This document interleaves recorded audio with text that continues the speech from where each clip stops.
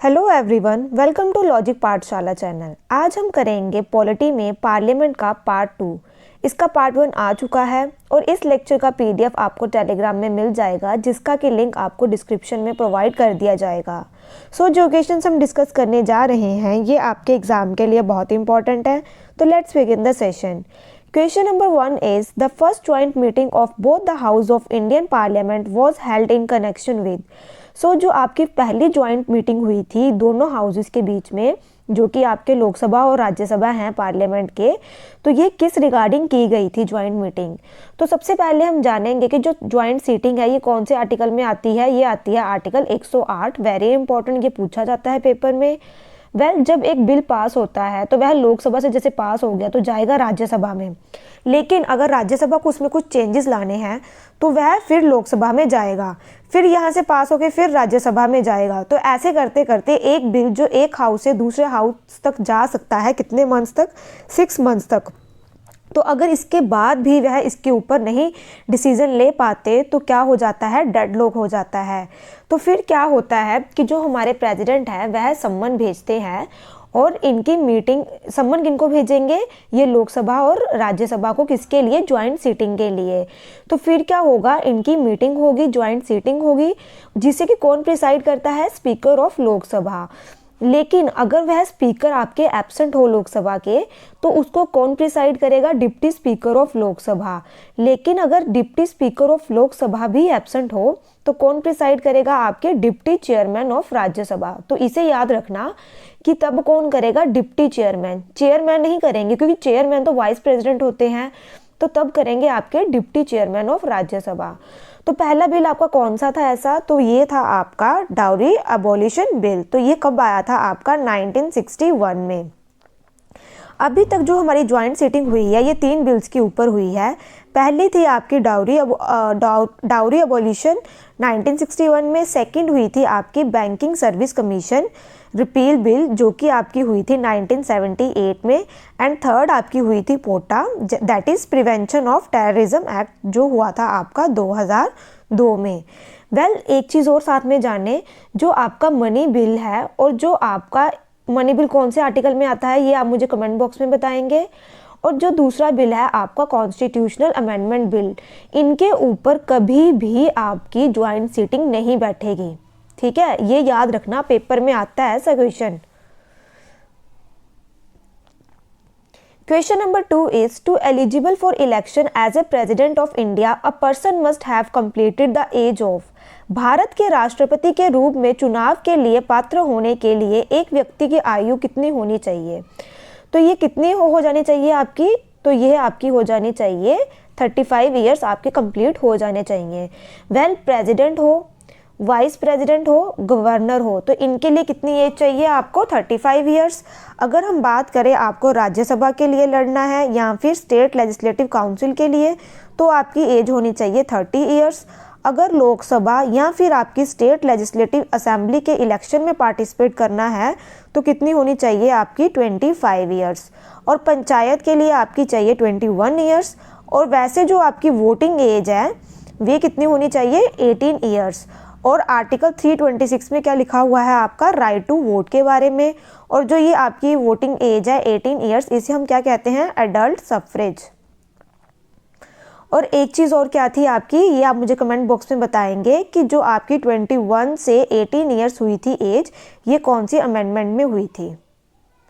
Question number 3 is Rajya Sabha can delay the finance bill sent for its consideration bye Lok Sabha for a maximum period of.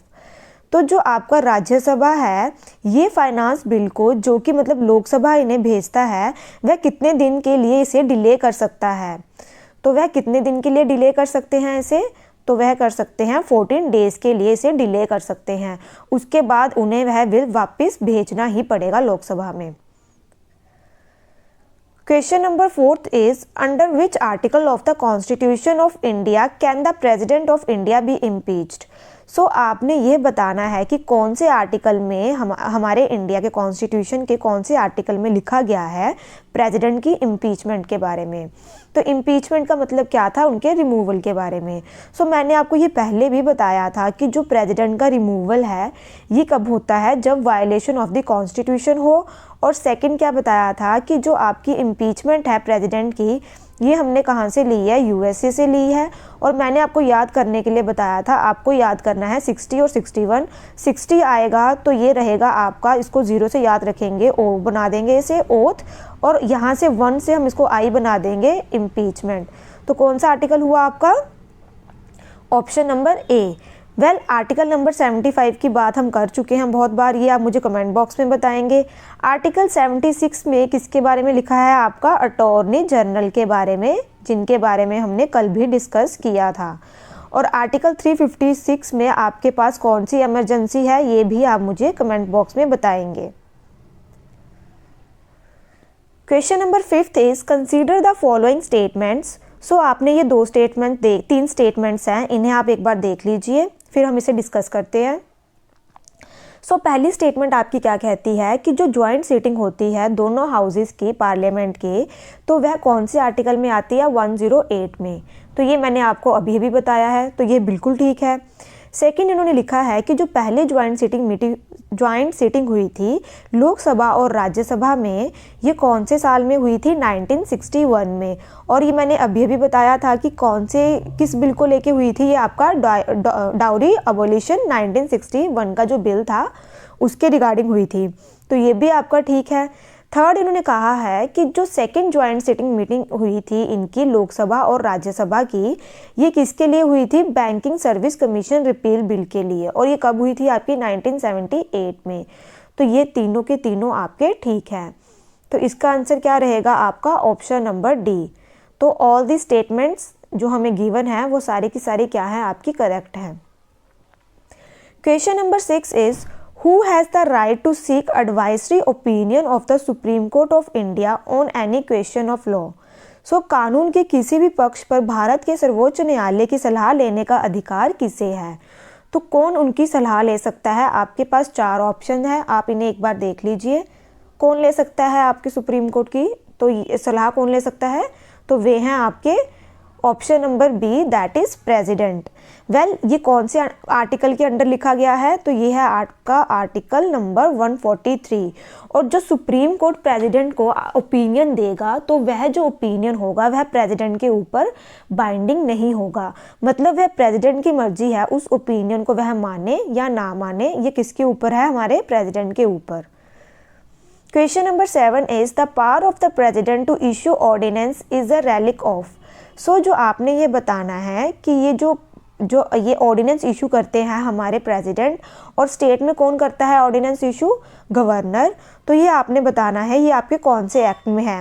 Well अगर हम इसकी बात करें तो जो ऑर्डिनेंस है जब प्रेसिडेंट इशू करते हैं तो कौन सा आर्टिकल आता है आपका, 123। और जब गवर्नर की बात करें तो आर्टिकल आता है 213। और जो ऑर्डिनेंस है वो कितनी देर के लिए हम कर सकते हैं, ज़्यादा से ज़्यादा 6 मंथ्स के लिए। और जब पार्लियामेंट असेंबल हो जाती है तो उसका कितना टाइम पीरियड कर सकता है, मैक्सिमम टू मैक्सिमम 6 मंथ्स और 6 वीक्स तक कर सकते हैं। उसके बाद उन्हें उनके ऊपर डिसीजन लेना ही पड़ता है। वेल ऑर्डिनेंस के बारे में हम पहले भी बात कर चुके हैं। तो जो ये आपका ऑर्डिनेंस था ये कौन से एक्ट में आया था, ये था आपका गवर्नमेंट ऑफ इंडिया एक्ट 1935 में। अब हम बात करें अगर हम गवर्नमेंट ऑफ इंडिया एक्ट 1909 में, तो इसमें क्या हुआ था आपका, मिंटो मोर्ले रिफॉर्म्स हुए थे और इसमें सेपरेट इलेक्टोरेट दिया गया था किनको, मुस्लिम को। गवर्नमेंट ऑफ इंडिया एक्ट 1919 में क्या हुआ था ये आप मुझे कमेंट बॉक्स में बताएंगे। Question number 8 is how many members of Rajya Sabha are elected every 2 years. तो आपने ये बताना है कि हर 2 साल में राज्यसभा के कितने लोग हैं वह चुने जाते हैं। तो ये आपके पास 4 ऑप्शंस हैं, आप इन्हें एक बार देख लीजिए। वेल अगर हम बात करें राज्यसभा की तो ये आपका कौन सा हाउस है, परमानेंट हाउस है। कौन से आर्टिकल में आता है, आर्टिकल 80 में। और जो इनके मेंबर्स हैं इनका क्या था, इनके जो 1/3 मेंबर हैं वह रिटायर होते हैं हर 2 साल बाद। तो ये आपके रहेंगे आपके option number D, that is 1/3 member. Question number 9 is what is the maximum age limit for the president post of India. तो इन्होंने ये पूछा है कि भारत के राष्ट्रपति पद के लिए अधिकतम आयु सीमा क्या है।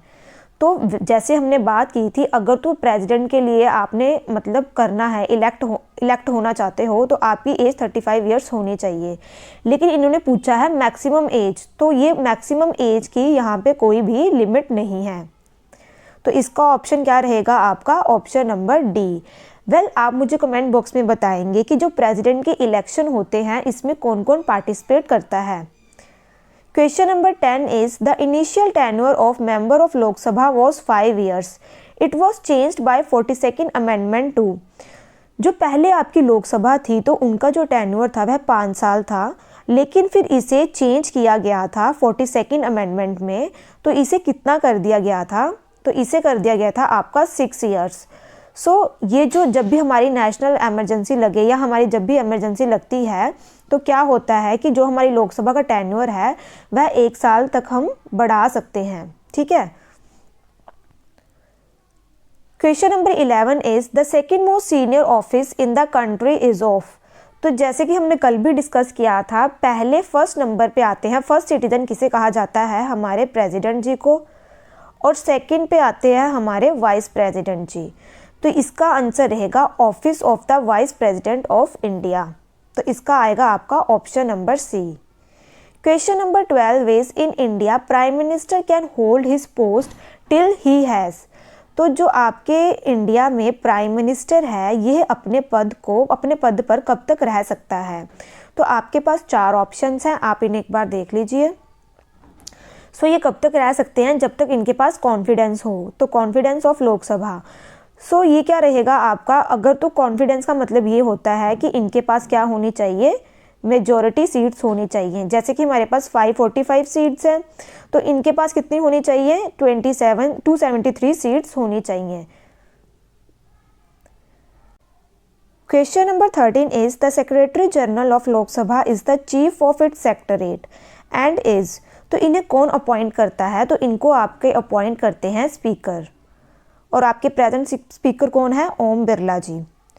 Question number 14 is what is the meaning of prorogation in term of parliament. तो आपने ये बताना है कि प्रोरोगेशन का क्या मतलब है। प्रोरोगेशन क्या होता है? अगर कोई सेशन चल रहा है एंड उसे एंड करना है तब आता है आपका प्रोरोगेशन। और एक चीज़ याद रखना, पेपर में पूछा जाता है कि सम्मन कौन करता है और प्रोरोगेशन कौन करता है। तो ये दोनों काम आपके करते हैं प्रेसिडेंट। तो यह आपका बहुत इंपॉर्टेंट है। तो इसका आंसर क्या रहेगा? End of session of parliament. तो option A is the correct answer. Question number 15 is which parliamentary committee in India is normally chaired by a prominent member of opposition. तो आपने ये बताना है कि कौन सी ऐसी कमेटी है, पार्लियामेंट्री कमेटी, जिसके जो चेयरमैन होते हैं वह आपके ऑपोजिशन से होते हैं। तो वह आपकी कौन सी कमेटी है? वह है आपकी पब्लिक अकाउंट कमेटी। और पब्लिक अकाउंट कमेटी का मैंने आपको कल भी बताया था, इसमें आपके हैं 22 members total, 15 is from Lok Sabha and 7 आपके होते हैं राज्यसभा से। और एस्टीमेट कमेटी में सारे के सारे मेंबर आपके होते हैं लोकसभा से, और कितने मेंबर होते हैं? 30 मेंबर्स होते हैं। जो पब्लिक अकाउंट कमेटी थी, जब क्या करते हैं, कैग अपनी रिपोर्ट देता है किसे? प्रेसिडेंट को। तो प्रेसिडेंट आगे रिपोर्ट किन्हें देते हैं? पब्लिक अकाउंट कमेटी को, और वह ये सारी रिपोर्ट पढ़ते हैं कैग की। और जो पब्लिक अकाउंट कमेटी है, इनके जो चेयरमैन हैं वह आपके होंगे ऑपोजिशन से, और उन्हें कौन अपॉइंट करता है? आपके स्पीकर अपॉइंट करते हैं। Question number 16 is if prime minister of India submits his resignation to the president it will mean the resignation of. जब हमारे प्राइम मिनिस्टर अपना रेजिग्नेशन दे देते हैं प्रेसिडेंट को, तो इसका क्या मतलब है? तो इसका क्या मतलब होगा कि रेजिग्नेशन कब देंगे प्राइम मिनिस्टर? जब उनके पास कॉन्फिडेंस नहीं होगा, उनके पास जब मेजॉरिटी नहीं होगी। तो उनके साथ साथ उनका तो रेजिग्नेशन होगा ही होगा, साथ में इंटायर काउंसिल ऑफ मिनिस्टर का भी होगा। तो इसका आंसर आपका रहेगा प्राइम मिनिस्टर के साथ साथ आपकी जो काउंसिल ऑफ मिनिस्टर्स हैं वह भी, उन्हें भी रिज़ाइन करना पड़ेगा। तो इनके लिए ना एक टर्म यूज़ की जाती है, स्विम एंड सिंक टुगेदर। मतलब ये देखिए, स्विम एंड सिंक टुगेदर। तो इसका मतलब ये है कि ये चलेंगे भी साथ साथ और डूबेंगे भी साथ साथ। Question number 17 is who among the following is not a member of any of the houses of our country. तो इसमें से कौन से हैं जो किसी भी हाउस के मेंबर नहीं हैं। तो वे हैं आपके प्रेसिडेंट और दूसरे हैं आपके अटॉर्नी जनरल। और अटॉर्नी जनरल है ये आपके वोट नहीं कर सकते किसी भी हाउस में, ठीक है, ये सिर्फ अपनी एडवाइस देते हैं, ठीक है।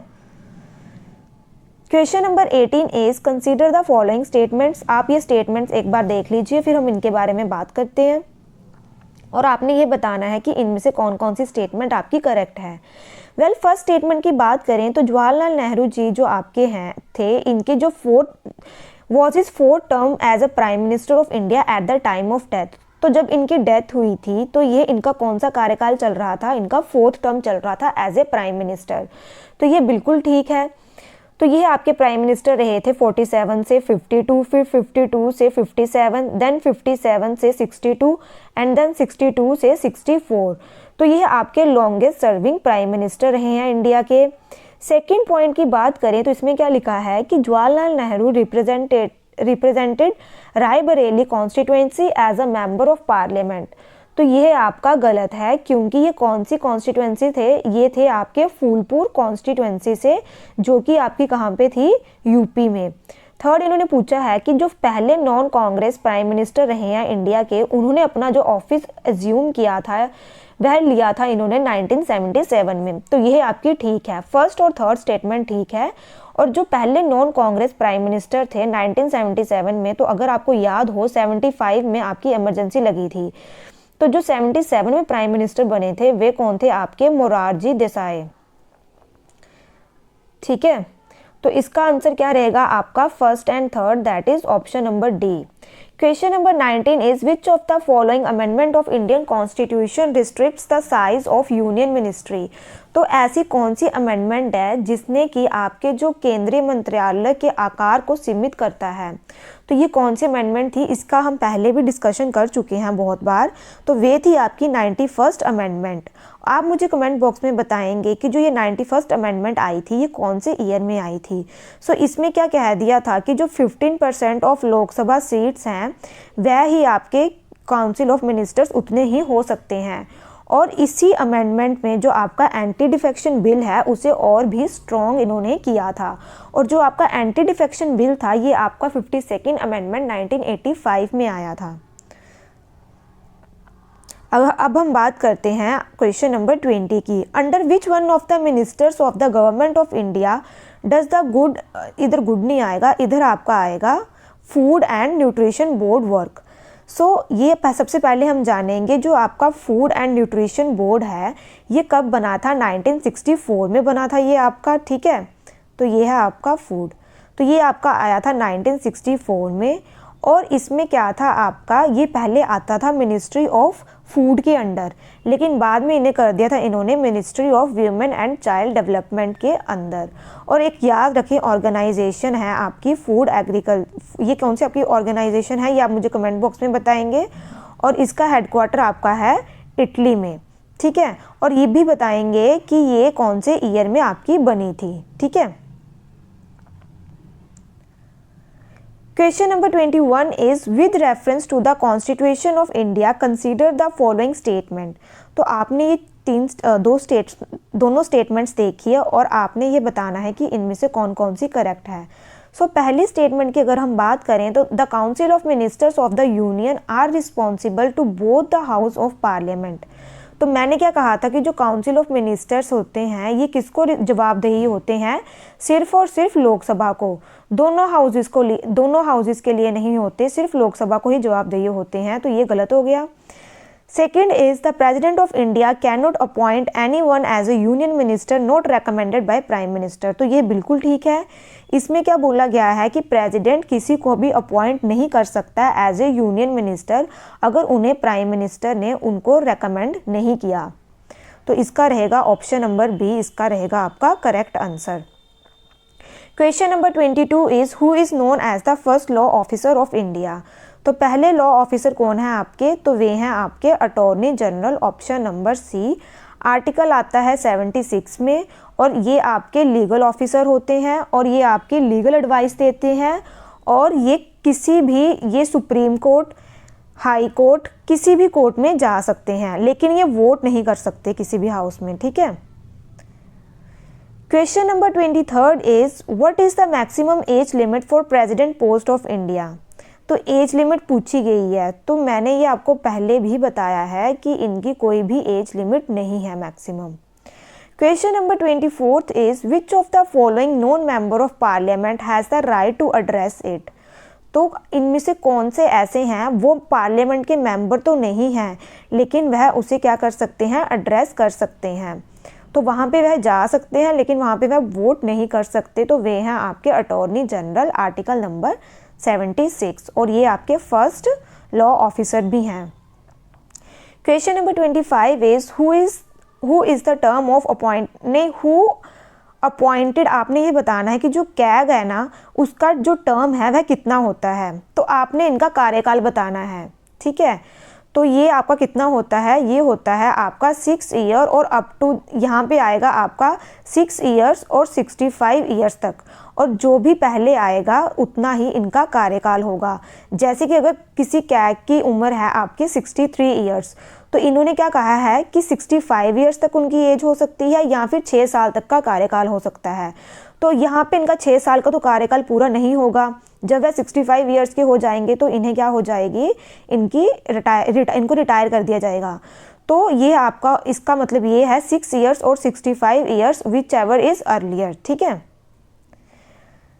Question number 26 is which of the following statement correctly describe a hung parliament. तो आपने ये बताना है कि इनमें से कौन सी ऐसी स्टेटमेंट है जो आपकी बताती है किसके बारे में, हंग पार्लियामेंट के बारे में। सो आपके पास 4 ऑप्शंस है, आप इन्हें एक बार देख लीजिए। अगर हम हंग पार्लियामेंट की बात करें तो इसमें क्या है, जैसे कि आपकी एग्जाम्पल लेते हैं, लोकसभा के इलेक्शन हुए तो उसमें फॉर एग्जांपल 500 लोग ले लेते हैं, तो जिसके पास 251 सीट्स होंगी वही विनर होगा। और अगर उनके पास इतनी सीट नहीं हुई तो किसी ना किसी को किस में आना पड़ेगा, कोएलिशन में आना पड़ेगा। तो जो आपकी, जैसे कि हम बात करें 500 सीट्स मैंने ले ली एग्जाम्पल के लिए, एक के पास आ गई 251, एक के पास आ गई 100, एक के पास आ गई 131, एक के पास आ गई आपकी 72, ऐसे ही मैंने ये डिवीजन करी है। तो ये आपकी जो 251 है, इसके पास तो क्या आएगी, मेजोरिटी आ गई, तो इसकी क्या बन जाएगी, सरकार बन जाएगी। इन केस अगर ये नहीं आती तो क्या होता है, तो ये जो आपकी बाकी बची हुई सीट्स हैं उन्हें क्या करना पड़ेगा, उन्हें कोएलिशन में आना पड़ेगा, मतलब कि उन्हें अलायंस बनानी पड़ेगी। तो इसे हम क्या कहते हैं, जब भी मेजोरिटी ना हो तो उसे हम कहते हैं फिर हंग पार्लियामेंट। तो इसका आपका क्या रहेगा, option number A, a parliament in which no party has a clear majority. अगर तो मेजोरिटी होगी तो आपकी बन जाएगी सरकार, लेकिन अगर नहीं होगी तो फिर क्या होता है, आपको कोएलिशन करनी पड़ती है। Question number 27 is what could be the maximum time limit of 0 hour. तो जो आपका 0 आवर है, इसकी मैक्सिमम जो टाइम लिमिट है वह कितनी होती है, तो वह आपकी होती है 30 मिनट्स, ठीक है। तो इसका आंसर रहेगा ऑप्शन नंबर ए। और जो 0 आवर ये वर्ड है, ये आपका मेंशन नहीं किया गया रूल ऑफ प्रोसीजर में, ठीक है। जो आपका रूल ऑफ प्रोसीजर है उसमें 0 आवर के बारे में कोई भी बात नहीं की गई। और जो 0 आवर है, इसका 30 मिनट्स का टाइम होता है, टाइम लिमिट। और ये कब स्टार्ट होता है, 0 आवर आपका स्टार्ट होता है 12 बजे। और ये जब आपकी क्वेश्चन आवर के बाद ये आपका स्टार्ट होता है 0 आवर। हम आगे डिस्कस करेंगे ये डिफरेंट आवर्स कौन कौन से हैं। क्वेश्चन आवर होता है जिसमें क्वेश्चंस पूछे जाते हैं मिनिस्टर से, और जो आपका ये 0 आवर होता है इसमें हम बात करते हैं जो अर्जेंट टॉपिक्स होते हैं, जैसे पब्लिक इंपॉर्टेंस के रिगार्डिंग कोई टॉपिक हो उस रिगार्डिंग बात करते हैं। 8 is consider the following statements. आप इन स्टेटमेंट्स को एक बार देख लीजिए, फिर हम इनके ऊपर बात करते हैं। पहली स्टेटमेंट आपकी क्या कहती है, the total elective membership of Lok Sabha is distributed among the states on the basis of population and area of state.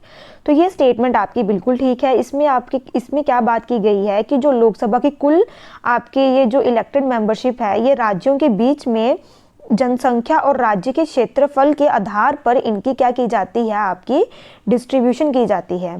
Second में इन्होंने कहा है कि जो 84th अमेंडमेंट हुआ था आपका, इसमें इन्होंने क्या किया था, इन्होंने हटा दिया था जो कि आपकी फ्रीज की गई थी डिलिमिटेशन ऑफ कॉन्स्टिट्यूएंसीज, जिसको इन्होंने किसके द्वारा इम्पोज किया था, 42nd अमेंडमेंट में।